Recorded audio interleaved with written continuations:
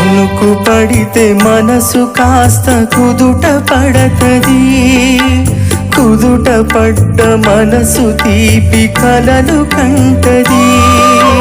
కునుకు పడితే మనసు కాస్త కుదుట పడతది, కుదుట పడ్డ మనసు తీపి కలలు కంటది.